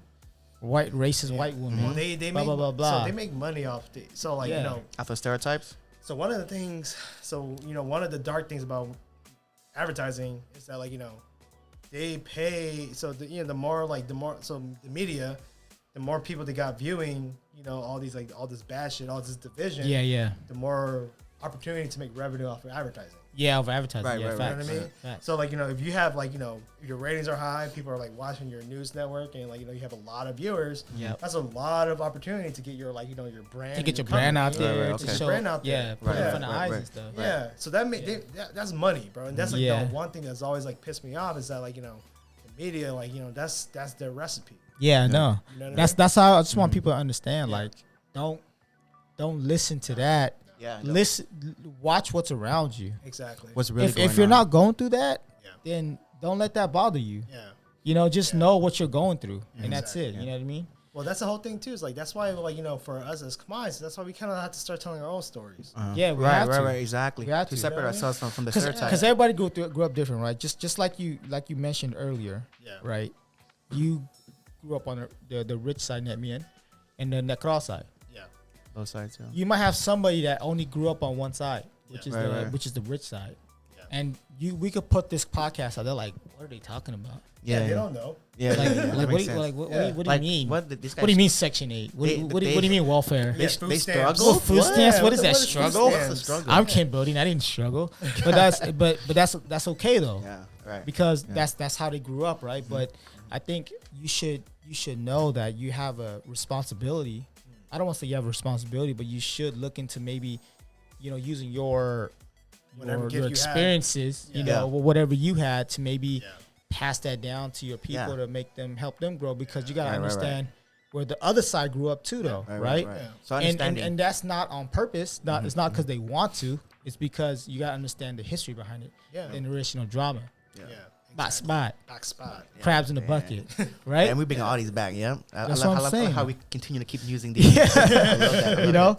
But also, I wanted to kind of mention too, like, back to the stereotypes. Like back in the days growing up, when you watch like certain movies, or like American movies, obviously, and like whenever there is an Asian guy, that Asian guy always portrays like a nerdy Asian kid, and they always look weak, right? Always, every single time.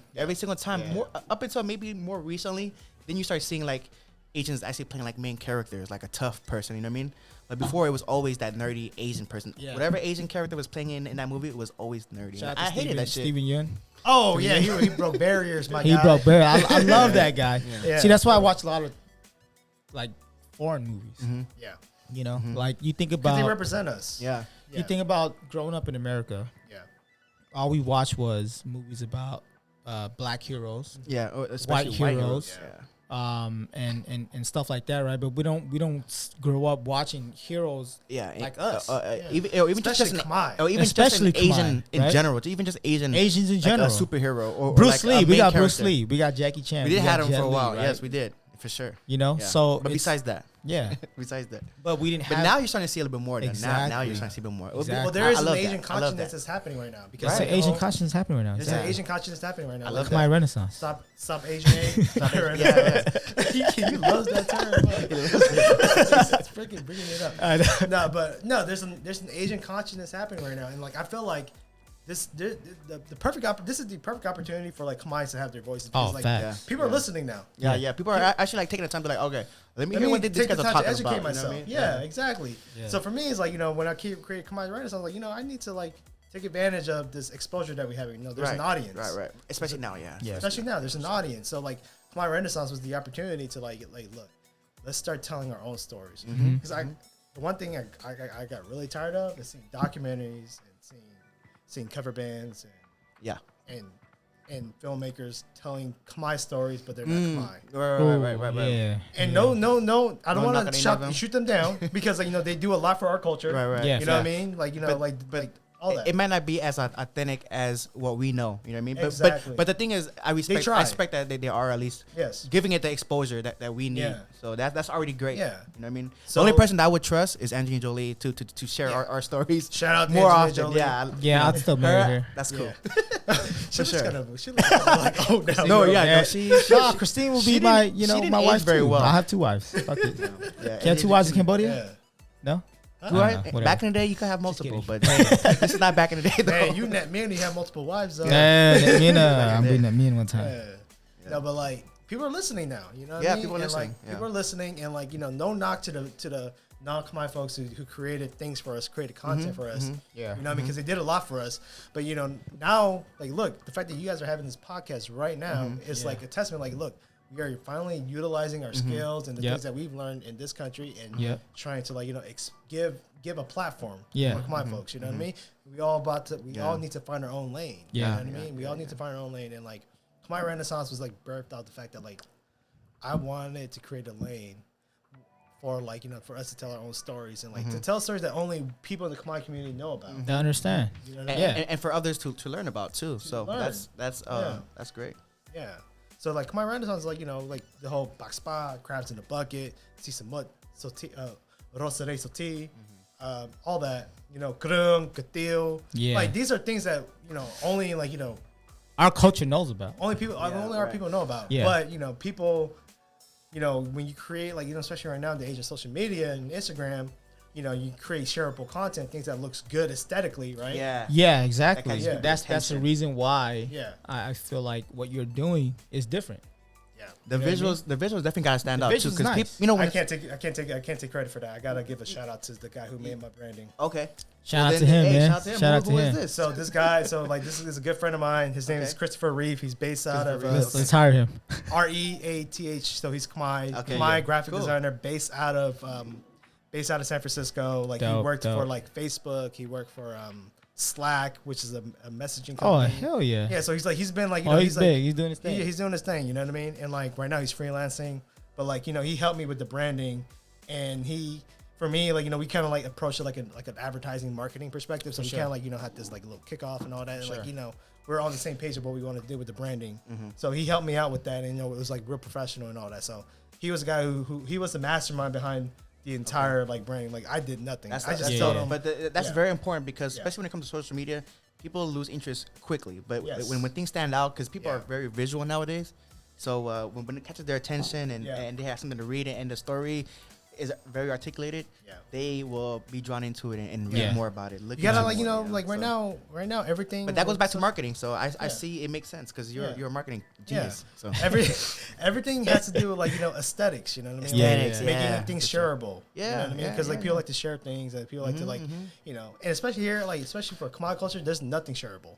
Yeah. Nothing. You know what I mean? Nothing shareable. Like you just talk about it. You put words on a black background in your Instagram stories, but like it's not pretty to look at.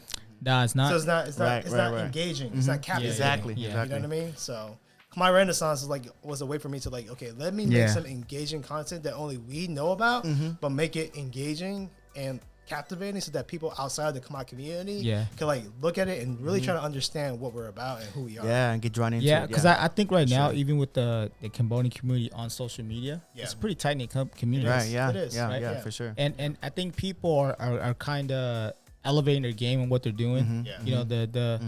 You know, everything's looking more aesthetically pleasing for one, right? They're being a little bit more modern with everything, and then like more modern. Yeah, that's key. More modern. Yeah, more modern with it, and actually everything trying is just to more put relatable. out good content. Yeah, rather than just like just throwing shit out there just cause. You know what I mean? Well, the beautiful thing about the social media right now, especially with the Khmer community on social media, is that like we all support one another.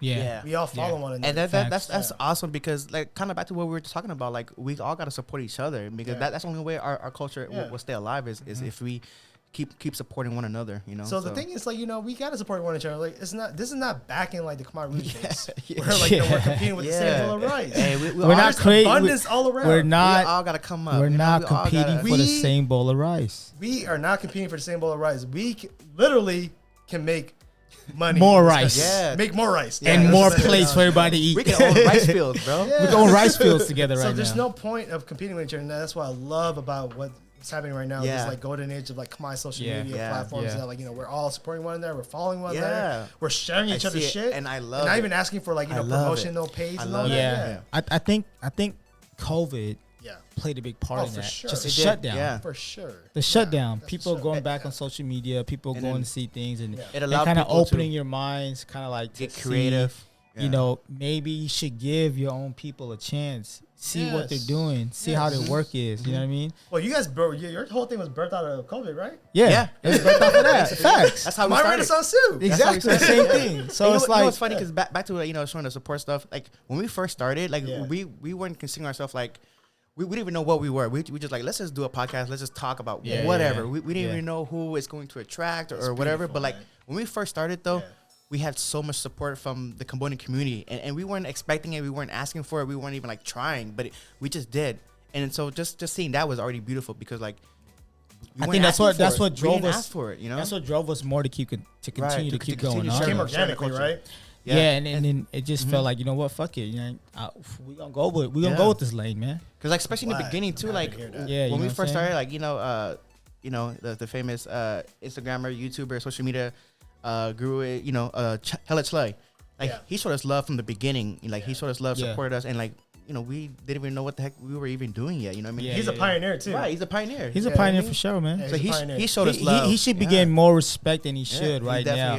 Like right now, like what he's done for social media and everything like that. He changed the game. He created content. He created my content. Yeah, he created my content for sure. That all the Cambodians can enjoy and relate to it and laugh and enjoy with their whole family, not just like a certain generation. Like he can go down in Cambodian American history. You know what I'm saying? Well, he should go down. So the thing is, like in my industry, they say like the number one saying is like it's such a cliche, but it's so fucking true. Is that content is king. Like if you don't have content, then nobody's gonna like fucking click your shit. Right. Nobody's going to like you know what I mean. And like the one thing we never had was we never had content, even original content. Like like for a while, like during the '90s, like when we had your parents probably had karaoke nights. Your parents probably had karaoke nights. My parents had the karaoke nights. There was never any original music. There was never any original content. Like all the music, all the karaoke music was just renditions. Was all renditions. Covers. Facts. Roast Today So Tea, and like. That was great. We were like, that's basically us trying to like, recover what was lost. Yeah. But there was that creativity that was missing, and like, the one thing we need to understand as Khmer people is that like we are a creative people. Yeah. You know what I mean? Like for sure. Our culture is like, we created gold wat. We created like a lot, like just the garments of like how the garments, the clothes, the silk. We got the best silk in the world. That, you know what I mean? I think Cambodians are very naturally artistic. Yes, we're like arts. When it comes to arts, I think Cambodians are one of the best when it comes to arts. I think. So like we're culture makers. Like we create culture. That's in our blood. You know what I mean? We may not be like efficient like China, where like we're churning out like production. But we create culture. Yeah, we create culture. You know what I mean? And like. That was missing for a while after the Khmer Rouge, and then, like, now we're finally coming to a place where like, okay, we're tapping into like what's in us, in our soul, like in our Khmer soul, in our Khmer soul, in our Khmer soul, which is like art, food, music, culture, all that, everything. Everybody's like finally like there's like fashion, fashion. You know what I mean? There's like this collective effort to like revive and move the Khmer culture forward. Facts. And we're all working together subconsciously. We're not even doing it intentionally. It's just happening. It's just happening. Like everybody's finding their lane. Everybody's finding their lane. Everybody's finding what they like to do, what their niche is. Their niche, You know what I mean? And they're like, pushing the Khmer culture forward. And that's like, like that's like the one thing that I've always like described Khmer, like, this renaissance that we're having is that like, we're living in a renaissance right now. Yeah. Khmer Renaissance. Khmer Renaissance. Khmer Renaissance. We really are. Like Just like Neo said, I'm a force all by myself, but we're a movement, we're together. The lyrics, okay. Watch out, fam. Okay. You know what I'm talking about. I love that line. Damn. Have you ever called Neo? I just thought about it right now. Hold on. Neo, his shit may be corny, but he was a great songwriter. He was a great songwriter. No, he's definitely a great songwriter. Think about that, man. I'm a force all by myself. He wrote songs for Beyonce, so and we're a movement when we're together. Yeah. That's what's going on right now. We're a fucking movement right now, bro. We're moving together, bro, and that gives me so much happiness. Yeah. I feel that. Happiness, like we're finally like we're finally getting over the bullshit, and it's got to keep going, man. People still got to keep having that conversation, and we got to build our little community because our community right now of 300,000 plus is moving up. Yep.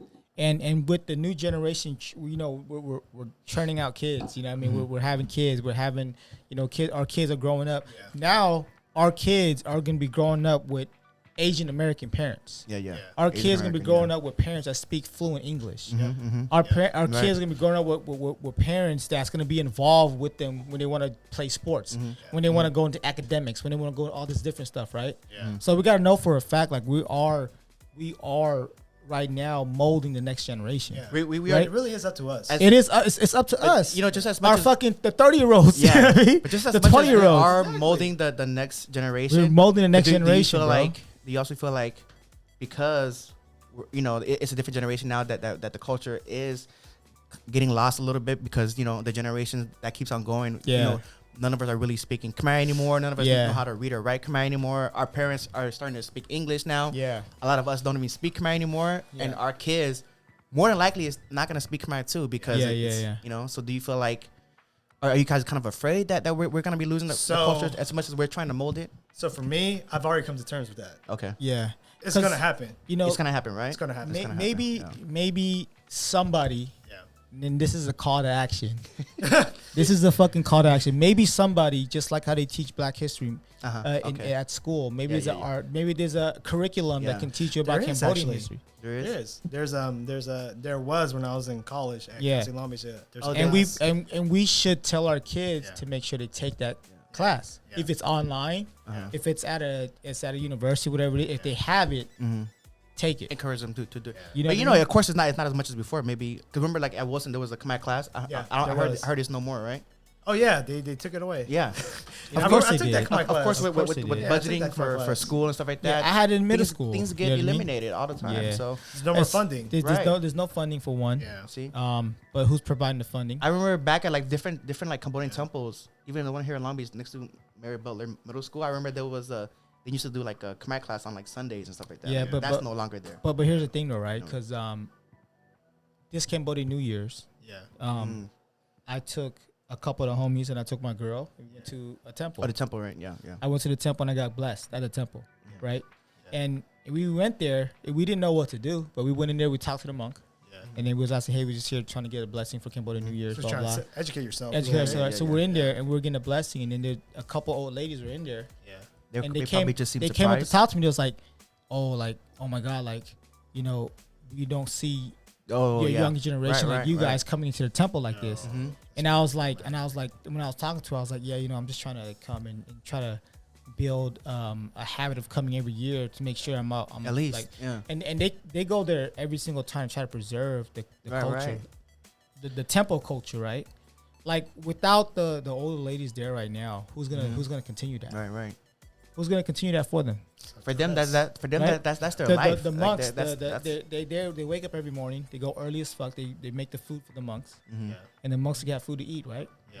So, but without them, who's gonna keep carrying that tradition? Right. Maybe you got that maybe for another 10, 15, 20 years. Ask yourself this: when all the monks pass away, who's gonna become a monk? Who? They're gonna send them. No, they send them from Cambodia. They will. No, I think they send them from Cambodia though. Not over here at least. Well, they send them from Cambodia. Then okay, yeah. But not here though. There's gonna need to be like an achad that like maintains the temple and all that. Yeah. Like, you know, it takes work. It takes donations. Again, this is a call to action. If you are involved with that, keep it going. Remember too, these temples are funded by the people. You know what I mean? You guys can hear me? Nah. Okay, there we go. My bad. Yeah. You're so passionate right now. I muted myself, but no. When it comes to the temple, it's funded by the people. It's not funded by themselves. Like they don't make money. It comes from donations and stuff like that. You know what I mean? So, but I think we just gotta make it cool again. You know what I'm saying? That too, but I feel like we gotta pass down what we can. So like, pass down what we can. You know what I mean? Because like there's like, you know, the thing is, like, you know, a lot of us are already suffering from like trauma and generational trauma and all that. Like, you put these unrealistic expectations on yourself, and you're not going to achieve anything. Right. That's true because you got to do what you're capable of doing. Yeah. You know what I mean? Because if you keep looking to the past, you can't move forward. Exactly. Right. So we can't hold ourselves to the past. We can't talk about, you know, all this stuff is holding us back. We can't continue to keep talking about that because we got to move forward from there, right? Exactly. So. Yeah. So true. Absolutely. Like, to me, it's like, you know, I already decided what I'm about to pass on to my family. Like, because, like, I know my Khmer it sucks. You know what I mean? I can barely like communicate it. I try my best and I try to practice it, but it's like it's something I'm not able to pass down. But I would be able to pass down, like, you know, how do you address family members? I know I can do that. Okay. You know what I mean? You call this person you call this person boo. In my case, you know, we say E. So I was like, you call this person E, whatever. You know what I mean? So you pass down like how you address family members, because like that's a really big part of like Khmer culture. Manners is very big in our culture. Yeah, mannerisms is very honorifics. Very big, As long as you can continue to let our kids know who's boo, who's yay, who's and not do it. Right? Yeah. Because you look at the Filipino culture. Yeah. Right? They say ate, they say tito, they say, you know, all that stuff. And they have like godparents, Ninong and Ninang and Lolo. But the thing is, like with the Filipino culture, is like with the Catholic culture too. So it's kind of universal. I would say if you're in the same religion, but with our religion, it's a little different. You know what I mean? Because like, I mean, Buddhism, right? Buddhism, same thing. So like with us, it's like we know what Buddhism is, but you know, like we don't immerse ourselves into it. Like we don't, you know what I mean? So it's like at all. Yeah. So you gotta kind of figure out, like, you know, what you're gonna pass on, or what are you gonna, you know, keep going and stuff. You gotta do, you know, like you say, do what you can, because you can't pass everything on. It's not realistic to pass every single Khmer culture thing, piece of Khmer culture on. So how do we lead by example? What do you mean? Like in culture or like in just like just culture wise? In general, for like the next generation, I guess. For the next Well, generation. for me, it's like, my kids, when I have kids, they're going to, like, first thing you do, you go acknowledge your grandma. Like, that's a big thing in my family. Like my family, like, we go to my grandma, like, my grandma, she's the head of the household. She's the head of the family. And, like, the first thing we do is, like, you don't do anything. You don't even go to the fridge. You don't say hi to anybody. You go to my grandma's You go to room. grandma first. She's on her iPad. She's looking up Cambodian videos on YouTube and all that. Yeah, and they actually, you just, like, you just acknowledge her. Yeah. At least, why would you walk in the house? You better acknowledge. Imagine going to the kitchen, to the fridge before you acknowledge your grandma. Exactly. Can you imagine that? Man, I'll get my ass. So for me, my kids are going to learn that. If they don't learn anything else, they're going to at least learn that. Yeah. You know what I mean? Learn how to, like, you have to, like, respect your elders. Like, like, we come from a very, like, matriarchal and patriarchal family structure. You know what I mean? Like, like the oldest of the family, you give them respect and all that. And, like, but respecting others is important anyways, man. Respecting elders. In general, right? I think American culture needs to understand that. Every culture should have that as a staple, you know what I mean? Yeah. Respecting your elders. Yeah. Come on. That's just common sense. Yeah. But I mean, we're Khmer, so I guess it's different, I guess. Big facts, man. And this has gone for a long time, man, but I fucking loved it, to be honest. With what you're doing, Sotheara, with Khmer Renaissance, and the way you're taking it and the things you're doing, like, I know it's only been like a month and a half. Damn, man, that's not even long, dude. But, like, I think it's gonna go places, man. Because when I see something, I believe in it, bro. And then seeing the guy behind it, it's like I already the know person it's behind gonna it, be big, always, bro. yes, yeah, you know what I'm saying? That's key. The person behind it. So, shit, I just hope you keep pushing through, man. Keep making that shit happen, bro. For real, 100%. Thank you, man. Thank you, bro. I appreciate that, man. This was awesome. Thank you, bro. I appreciate that. I'm happy that you guys are having this podcast because we need to have, like, more, like, people, like, talking about, like, different perspectives, like Khmer, American experiences, like, facts, bro. Like, more dialogue in general. Because, like, there's a lot of Khmer podcasts out there, but, like, each Khmer podcast has their own specific theme, I guess, right? Yeah, they do. A niche or whatever. Niche or whatever, right? Yeah. For you guys, you guys are basically talking about, like, what it was like to grow, like, 80s babies growing up in, like, Cambodia town. Facts. You know what I mean? Yeah. Facts. So, like, I appreciate everything you guys are doing for the Khmer community, providing this platform. Appreciate you guys having me over here. Just of course, bro. Up and talk it, you know what I mean? Thank you, before we end this, bro, I got some pod deck questions for you. Yep. Oh, sure. There's some random, just three random questions I pulled out and for you to answer. So let me shuffle this real quick. Let him draw the first one. I'm drawing. Draw the first one. Draw the first one, and I'll read it out to you. Right. Just give it to me. All right. You have $100,000. You have to donate or create a charity. What do you do? We already talked about it. Yeah. It's going to be for the people. It's for the people. So we're going to donate it. It's my community. We're going to donate. Damn, imagine what $100,000. So you're going to donate where? Like, where would you donate it to? I would. So for me, I'm big on, like, training programs and, like, kind of like setting ourselves up. Okay. Yeah, like setting people up for, like, financial success and all that.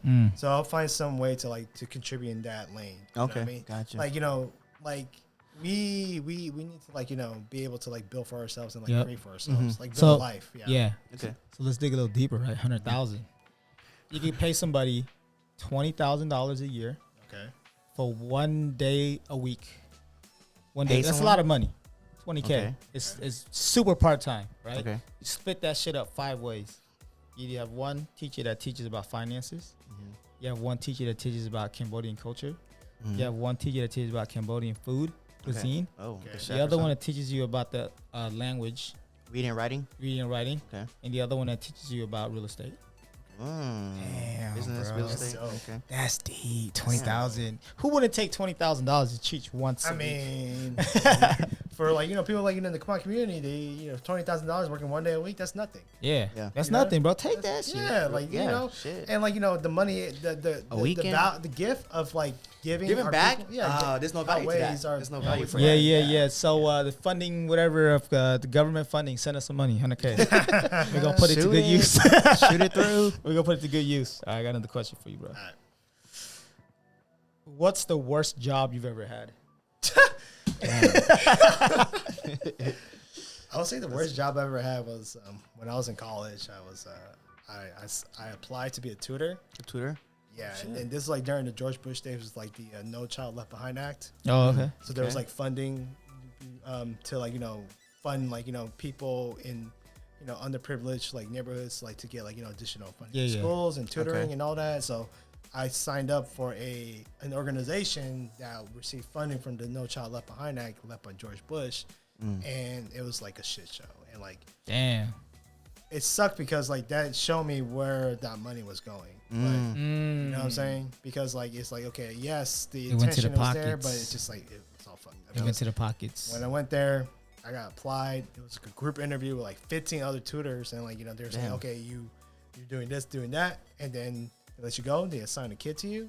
They give you no resources. Oh shit! You don't like. They say, hey, just it's like find it online. Like find your curriculums online, and like and they paid you per hour. They paid me per hour, and they pocketed the rest. They paid me per hour, and so like I got stuck. I got like I was not given the resources to do whatever I needed to do to do right by this kid. Right. You know what I mean? Because what you thought you were gonna do, which I thought I was gonna do, but I didn't. You know what I mean? And I was in college, and like I did that, and then like after a while, like I realized I was not doing the kid any justice because I was not equipped with the resources. There's like a disservice to the kid, bro. Like exactly. not having the tools and the resources is a disservice to what So, the kid is trying to get out of this program, I guess. Exactly. And check this out, bro. it took them 4 or 5 months to pay me. Ah, damn. So they pocketed the damn money, bro. Colleges are fucked up. Like I mean, back to like the sports and athletes not getting paid. Yeah, but that's a whole different story. But yeah, colleges is. And I swear, if they give us some funding, we'll put it to good use, man. Give the Cambodia some funding. Open up a. Don't give it to the old folks. They open probably up fucking funding their own shit. But like, give it to us because we care. Open up like a Khmer hub, like where like there's different programs, different things. We need a fucking programs. hub, like a Khmer hub. Yeah, you know what I mean, like a after school program, like kind of like a YMCA, but. Kind of like what they had that on Anaheim at the Khmer like UCC. Yeah, kind of what T'Challa was trying to do. Oh man, I remember that. UCC, I used to go to Khmer class for that. Yeah, kind of like what T'Challa was trying to do when he brought Wakanda at the end of. Hey, rest in peace. Rest in peace, man. Yeah. But like he was trying to build like that science Wakanda place whatever in Avengers, but whatever. But we do need a hub like that again. Man. We talked about it with like Mia, even like Sandy. It's like we talked about it. I'm telling you, Sandy, bro, we got enough steam, man. We got Sambo. Sambo, he's a motivational speaker. There's a lot of guys that mental health and man, we got all the tools and resources. We all have gifts. We all have experiences, tools and resources. Like we can do something, and I feel like it's happening. I just want someone to start that, and then we will definitely. I think after this year, I think you're gonna be put in a lot of really good situations, man. We'll do that for sure. Yeah. Hopefully after this, if Cambodia New Year's pops off next year in April, mark my words, bro, we're gonna make some movements. We're gonna make some moves, man. We're gonna fucking make a statement. We're gonna get the podcast. 2022. We'll get the podcast at Khmer New Year's. No, not even that. I think in general with just everybody, bro. Just with I think with COVID, the shutdown, not having Cambodian New Year's is pulling the rubber band back. Yeah. You know what I mean? Once we have that Cambodian New Year celebration again with everybody and everybody kind of gets together and links up and do what we do, it's going to be like, it's going to shoot that shit, bro. Elevate. It's a lot of pent-up energy right now. Yeah, it's a lot, bro. Yeah, it's a lot. Pent-up energy. All right, bro. Last question for you. What is your most treasured possession? Probably this pendant. So like my mom, you guys are all 88, right? Yeah, so I am. Phil's 76. Okay. Just about. Okay, Hey, ta. Hey, gotta sip it up. I'll take Om. No, but like this pendant. Right You're the dragon. 88. Dragon, 88. We dragon. Born here the dragon. Like my mom got this for me ever since I was like, a little baby. And like I've had this pendant ever since. You've had since you were a baby? Yeah. Really? And like I remember I used to wear when I was a kid, I used to wear this pendant over a different necklace. Yeah. The chains got bigger over time. Yeah, obviously. Carats get higher. It went from 14, 16, 18 to 24 24. Ain't no 24 karat, man. I ain't that rich. But like, like my mom, like, I used to wear this when I was a lot when I was a kid, and like my mom just kept it for me and I didn't even know it. Damn. I thought I lost it. For real? And then she surprised so that's like me a sacred thing. Yeah, that's dope. And she surprised me with it on the day of my wedding. Wow. Damn. Yeah, so like we had the Khmer ceremony the day of my wedding, and then like she just brought out this like little box. I'm like, what's that? And she gave me this necklace, and I was like, I remember this. Like, yeah, exactly. I remember this like my little pendant. So like to me, that's like think about what was going on through her head, getting that shit together for you, bro, on your wedding day. I love my mom, bro. That's fucking. My mom, she's a warrior, bro. Like she's been through a lot, and like she's, like I know she tried her best, and like she always tries to keep it together for me. And the only thing I wish for is I hope I made her proud. So. Hell yeah. Oh yeah, for sure. Of course you did. Yeah, don't even doubt yourself or question that for sure. Big facts. But yeah, man, that's awesome, bro. But yeah, man, we do want to thank you again, first and foremost, Sotheara. Thank you. Yo, we have to give him round of applause one time, baby. That's coming all the way from Cambodia, Phnom Penh capital. Yo, but before we take off though, like let's take another shot. Let's one more shot. Let's do it, brother. Let's do it. Where's your cup at, fella?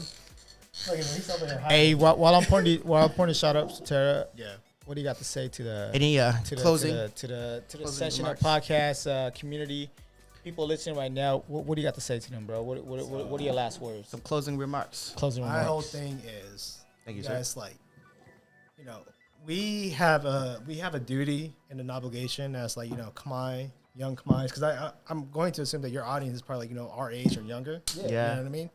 And like we got a couple of 60-year-olds and 70-year-olds viewing, but like they mature audience. But people like it's just like we have to utilize our gifts. We have to like take advantage of being a mentor and like just like really just do what we can to try to like pass knowledge on to like the next generation, because like the government when America bombed our country and they were forced to come over here, like they didn't give us the resources that we need, and they weren't expecting us. Exactly. So we're like, we're the only resources that we got. Yep. And we just got to pass on each other's knowledge. I know, like, we have this, like, this crab in the bucket mentality for some folks. So, like, you can't trust, like, my folks, but, like, do what you can to try to, like, get rid of that. Understand your Khmer folks. Understand your Khmer folks. Understand that, we all can win in America. Facts. It's so true. Like, we're not competing for the same bowl of rice anymore in back in, like, Cambodia. Yeah, you know what I mean? And here, we all have a buffet. Yeah. And we all can eat. Everybody eats. Damn. Everybody eats, B. Buffet, bro. So everybody eats. Everybody eats. Cheers to that. Cheers to that, bro. Everybody eats. Everybody eats.